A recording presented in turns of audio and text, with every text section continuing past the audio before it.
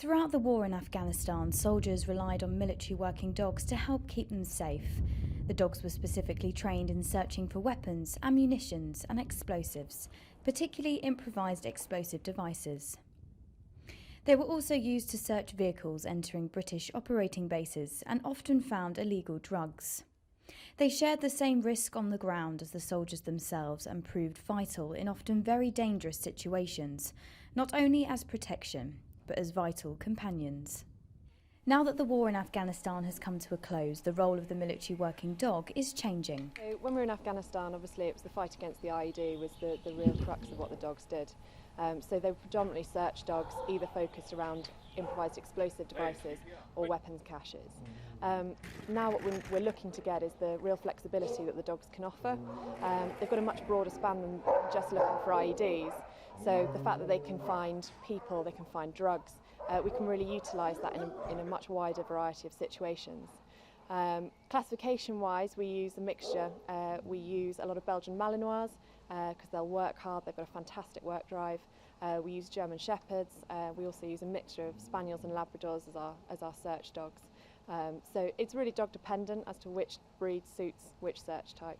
There are more than 100 dogs based here on Normandy Barracks in Germany, like Titch here, and they are walked and fed twice a day. They originally came from the Defence Animal Centre in Melton Mowbray, and here they put their skills into practice. Training remains vital, and some of the dogs and their handlers have recently been on the ranges of Senelager with 5th Battalion the Rifles, carrying out a variety of scenarios.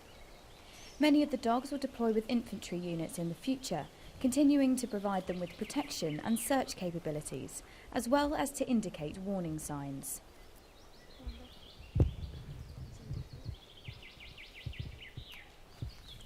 Zero, Delta 21 Charlie. IP dog has indicated human presence to north-northwest, wait out for confirmation.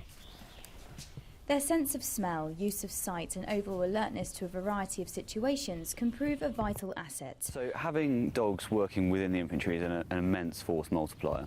The spectrum of tracking and detection capabilities is something that we simply cannot replicate without them. So in particular the dogs we're working with at the moment, the protection explosive detection dogs and the infantry patrol dogs are classifications that many haven't worked with for some time, but are something that's going to be incredibly useful as we go forward into to contingency, because whereas before we were used to having bespoke dogs that would be used for specific tasks, these dogs encompass a full range of skills, making them useful for a range of tasks. There's a lot of stuff they can do that we can't do. For example, the smell and the sight. I mean, they can pick up things that we might not be able to pick up. So, as well as us checking, for example, vehicles and people, it's always a benefit to have a dog being able to do it. It's always a benefit having dogs around. I think one of the main ones is obviously their job role.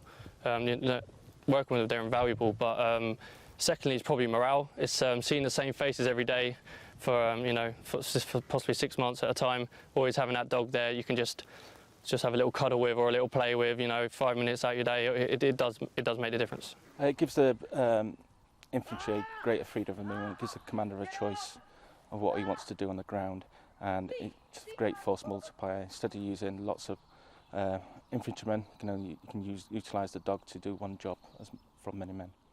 Some of the partnerships between the dogs and their handler are new, and so this training is a learning curve for all. Having a good relationship as a pair is vital. The relationship's absolutely imperative. Without a good relationship, you don't get that sort of unity that you require for a good team.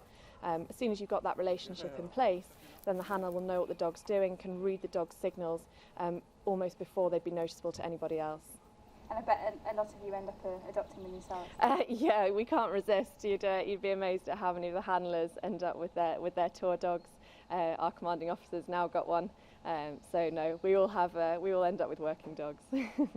The role that they play within the army will continue to be extremely important, and one that a soldier would agree is second to none.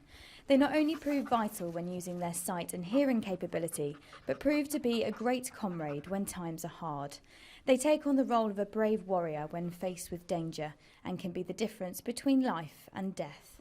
Amy Matthews, Forces News in Senelager, Germany.